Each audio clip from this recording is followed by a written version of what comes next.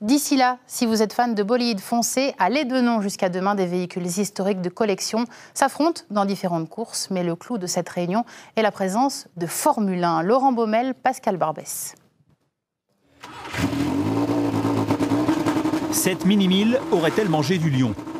Son pilote aimerait bien, mais le bruit rageur que vous entendez est celui de la RS01, première Formule 1 à moteur turbo de l'histoire. En 1977, Renault et ses mécaniciens révolutionnent le paddock. Christian Leprat fait partie de l'aventure et Alain Prost débute.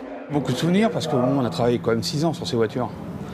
J'ai travaillé pendant 6 ans à la F1 à l'époque, et donc content de revoir des voitures qui roulent. C'était comment? C'était autre chose que maintenant. C'est-à-dire? Il y a plus une ambiance camaraderie à l'époque que maintenant. Sur la piste, les pilotes des minis historiques vont pourtant tout faire pour attirer notre attention. Figure libre.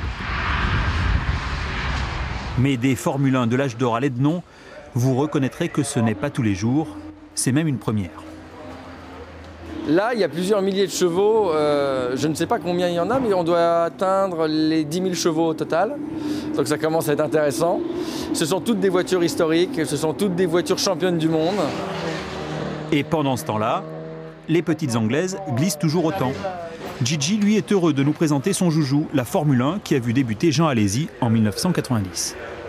Cette voiture a été achetée à la fin de la saison de Formule 1 de 90, à la dernière course. À une soirée après la course avec Ken Tyrrell, nous sommes des collectionneurs italiens de Turin et nous avons acheté la voiture. Demain, les minis, s'il en reste encore, devraient laisser un peu de place aux Formule 1 et à cette superbe Matra année 68. Un petit vénard aura même le droit de gagner un tour embarqué dans une F1 moderne biplace, sensation garantie.